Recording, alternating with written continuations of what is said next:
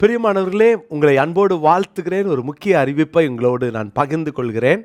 ஒவ்வொரு நாளும் இன்றைய முத்து நீங்கள் பார்த்துட்டு அதில் கேட்குற கேள்விகளுக்கெல்லாம் நீங்கள் பதிலளிக்கிறீங்க. ரொம்ப சந்தோஷம். திங்கக்கிழமையிலேருந்து சனிக்கிழமை வரைக்கும் இருக்கிறத கூட நீங்கள் பொறுமையாக வாசித்து சனிக்கிழமை இரவு, அதாவது இந்தியன் ஸ்டாண்டர்ட் டைம்னுடைய அடிப்படையில் 12 மணிக்குள்ளே, அதாவது 12 மணி ஆயிடுச்சுன்னா ஞாயிற்றுக்கிழமை ஆயிரும் இல்லையா, அதனால் அந்த 11:59க்குள்ளே நீங்கள் அனுப்பிடுங்க. 11:59க்கு மேலே நீங்கள் அனுப்புகிறத நாங்கள் அதை ஏற்க முடியாது. ஒருவேளை அந்த ஆன்சர்ஸை நம்ம பார்க்க முடியாது. காரணம், சண்டே கரெக்டாக அந்த 12 மணிக்கு நாங்கள் இன்றைய முத்தை போஸ்ட் பண்ணிடுவோம். அப்போது அந்த 12 AM அந்த இன்றைய முத்தை போஸ்ட் பண்ண உடனே அதில் தான் கடந்த மண்டேலேருந்து சாட்டர்டே வரைக்கும் இருக்கிறதுல இந்த டிஸ்கிரிப்ஷனில் தான் மண்டே என்ன ஆன்சர், டியூஸ்டே என்ன ஆன்சர்ன்றதை ஆன்சர்ஸ் போடுறோம். அதனால் இந்த மண்டே டு சாட்டர்டே உள்ள எல்லா கொஸ்டின்ஸ்க்கான ஆன்சரையும் நீங்கள் சாட்டர்டே 11:59 PMக்கு அனுப்பிடுங்க. கரெக்டாக 12 AM சண்டே அந்த ஏர்லி மார்னிங் அந்த ஃபஸ்ட்டு மினிட் உங்களுக்கு இன்றைய முத்து வந்துடும். இதை மறக்காமல் செஞ்சுருங்க. கர்த்தர் ஆசீர்வதிப்பார். God bless you. பிரியமானவர்களே, ஆண்டவரும் இரட்சகருமான இயேசு கிறிஸ்துவின் நாமத்தில் என் அன்பின் வாழ்த்துக்கள். கிருபையும் சமாதானமும் நம் அனைவரோடும் தங்கியிருப்பதாக. இன்றைய முத்து எனும் இந்த தியானத்திலே உபவாசம் என்ற தலைப்பில் நாம் ஒவ்வொரு நாளும் தியானிக்கிறோம். இந்த நாளிலும் இன்னொரு உபவாசத்தை உங்களோடு நான் பகிர்ந்து கொள்ள விரும்புகிறேன். 2 நாளாகமத்தின் புஸ்தகம் 20ஆம் அதிகாரம் 3வது வசனம். 2 நாளாகமும் 23 நான் வாசிக்கிறேன். இது யோசபாத்தின் உபவாசம். யோசபாத்தின் உபவாசம் நான் வாசிக்கிறேன். அப்பொழுது யோசபாத் பயந்து கர்த்தரை தேடுகிறதற்கு ஒருமுகப்பட்டு யூதாவெங்கும் உபவாசத்தை கூறுவித்தான். இங்கு யோசபாத்துக்கு எதிராக அம்மோனியரும் மோவாபியரும் வராங்க. பின்னால் பார்த்தீங்கன்னா இவங்க கூட இந்த சேயீர் மலை தேசத்தாரும் கூடுறாங்க. அப்போது ஒரு பெரும் கூட்டம் இந்த யோசபாத்துக்கு எதிராக வருகிறது. அதில் அந்த 2ஆம் வசனத்தில் பாருங்களேன், பயந்தான் வாசிக்கிறோம்ல. ஏன் பயந்தானா?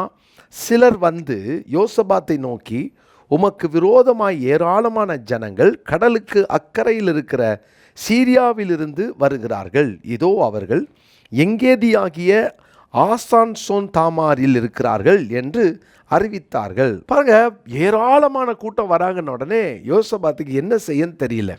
ஒரு துர்ச்செய்தியை கேட்ட உடனே யோசபாத்துக்கு ஒரு பயம் வந்துருச்சு. பயம் வந்துருச்சுன்னா நிறைய பேர் அவசரமாக தப்பான முடிவெடுப்பாங்க. பயத்தில் ஏதாவது தவறான காரியத்தை செய்வாங்க.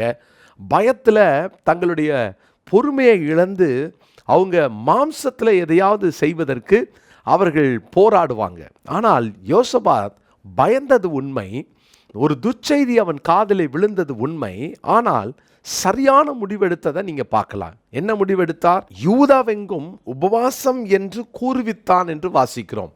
அப்போ ஃபாஸ்டிங்கை டிக்ளேர் பண்ணுறார். யோசித்து பாருங்க.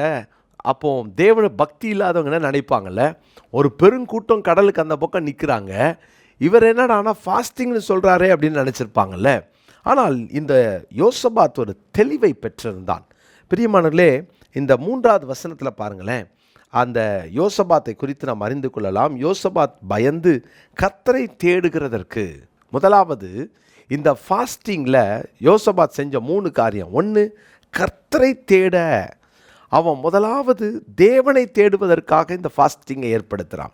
2வது அந்த 4வது வசனம், அப்படியே யூதா ஜனங்கள் கர்த்தரிடத்தில் சகாயம் தேட கூடினார்கள். முதலாவது கர்த்தரை தேட, 2வது கர்த்தரிடத்தில் சகாயம் தேட. 2வது அவங்களுக்கு தெரியும் எங்களால் முடியாது, எங்கள் பலத்தை வச்சு ஒன்றும் பண்ண முடியாது. அப்போது சரண்டர் பண்ணுறாங்க. பாருங்கள், ஃபாஸ்டிங் டைமில் இதான் செய்யணும். ஃபாஸ்டிங் டைமில் எனக்கு என்ன உலகத்தில் கிடைக்கும், ஃபாஸ்டிங் முடித்த உடனே நான் என்ன வாங்கலாம், என்னத்தை அனுபவிக்கலாம் என்பதல்ல. ஃபாஸ்டிங்கில் கர்த்தரை தேடுகிறோம். 2வது ஃபாஸ்டிங்கில் தேவனிடத்தில் சகாயம் தேடுகிறோம். உங்களால் ஏதோ ஒன்று முடியல, உங்கள் கைக்கு மீறி ஒரு பிரச்சனை போயிடுச்சுன்னு நினைக்கிறீங்களா? தேவனுடைய பாதத்தில் விழுந்து கேளுங்க, சகாயம் செய்யுங்கன்னு கேளுங்க. ஆண்டவர்கிட்ட கேளுங்க, எனக்கு தெரியாது நீங்கள் ஹெல்ப் பண்ணுங்கன்னு கேளுங்க. ஆண்டவரே உங்கள் தயவு வேணும்னு கேளுங்க. காலை பிடிங்க. கர்த்தருடைய பிள்ளைகளே, சில காரியம் உங்களுடைய சக்திக்கு மிஞ்சி போயிடுச்சு. சிலவங்க சொல்லுவாங்க தலைக்கு மேலே போயிடுச்சு சார் அப்படின்னு வாங்க. பயப்படாதீங்க. ஆண்டவருடைய பாதத்தில் விழுந்து அவரிடத்துல சகாயம் தேடினாள். அவரை தேடி சகாயம் தேடி. மூணாவது பாருங்க, 20ஆம் அதிகாரத்தின் 5ஆம் வசனம். அப்பொழுது யோசபாத் கர்த்தருடைய ஆலயத்திலே புது பிரகாரத்துக்கு முகப்பிலே யூதா ஜனங்களும் எருசலேமியரும் கூடின சபையிலே நின்றார்கள். எதுக்காக? அதுக்கப்புறம் 12ஆவது வசனம் வரைக்கும் பாருங்க. இவர்கள் தேவனிடத்தில் முறையிட்டார்கள். தேவனிடத்திலே முறையிட்டார்கள் அப்படின்னா என்ன நடந்துச்சோ அதை கர்த்தரிடத்துல தெரியப்படுத்தினார்கள். எல்லாத்தையும் கர்த்தர்கிட்ட சொல்லிட்டாங்க. என்ன விளைவுங்க? கர்த்தருடைய பிள்ளையிலே பயந்தார்கள் அல்லவா? என்ன விளைவு தெரியுமா?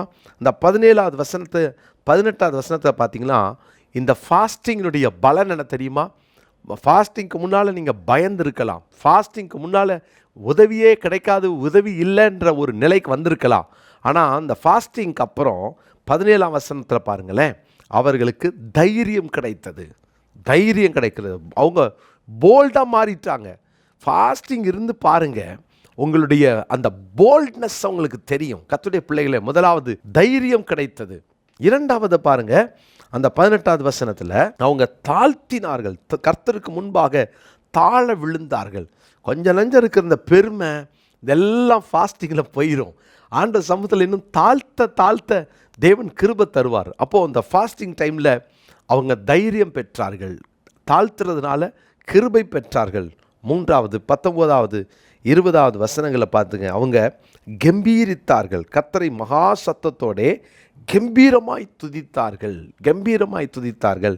இதுதான் ஃபாஸ்டிங் டைமில் நடக்கும். நீங்கள் எப்போல்லாம் ஃபாஸ்டிங் இருக்கீங்களோ இந்த 3 காரியம் கிடைக்கும். தைரியம் கிடைக்கும், கிருபை கிடைக்கும், கம்பீரிப்பீர்கள். அதாவது கர்த்தர் கொடுத்த ஜெயத்தை நீங்கள் அனுபவிப்பீங்க. கர்த்தர் இதை செய்வார். அதனால் ஃபாஸ்டிங் இருக்கிற நேரம்லாம் ஒன்றும் மறந்துடாதீங்க. கர்த்தரை தேடுறோம், கர்த்தரிடத்தில் சகாயம் தேடுறோம், மாத்திரமல்ல கர்த்தரிடத்தில் முறையிடுகிறோம். இந்த நாளுக்குரிய மனப்பாட வசனம் 2 நாளாகவும் 20ஆம் அதிகாரம் 22ஆவது வசனம். 2 நாளாகவும் 20:22.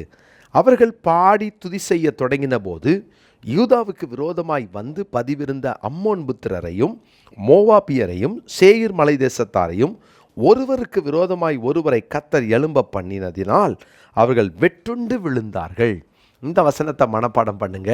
வெறும் பாருங்க, ஃபாஸ்டிங் இருந்து ஜெயம் கிடைச்சதுனால கம்பீரிக்கலை, ஜெயம் கிடைச்சதுனால தைரியம் வரல, ஜெயம் கிடைச்சதுனால அவர்கள் அங்கே தங்களை தாழ்த்தலை. இதெல்லாம் ஜெயத்துக்கு முன்னாலேயே கர்த்தர் அவர்களுக்கு கொடுத்துட்டார். ஃபாஸ்டிங் இருந்து பாருங்கள். உபவாசம் உண்மையில் நமக்கு ரொம்ப அவசியமான காரியம். ஜெபிக்கலாமா? தப்புனே, யோசபாத்தின் உபவாசத்தை குறித்து நாங்கள் தியானித்தோம். எத்தனை பெரிய சவால்கள் மத்தியில் யோசபாத் உபவாசம் கூறி கர்த்தரை தேடி கர்த்தரிடத்தில் சகாயம் தேடி ஆண்டவரே உம்மை சார்ந்து கொண்டு ஆண்டவரே தைரியத்தை பெற்று தேவனே உங்கள் சமூகத்தில் கம்பீரமாய் பாடி கர்த்தரை துதிச்சு தன்னை தாழ்த்தி கிருபையை பெற்று ஆண்டவரே எவ்வளவு பெரிய வெற்றியை சுதந்தரித்தார்.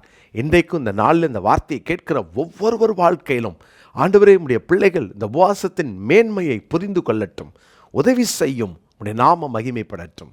இயேசுவின் நாமத்தில் ஜெபிக்கிறேன் நல்ல பிதாவே, ஆமென்.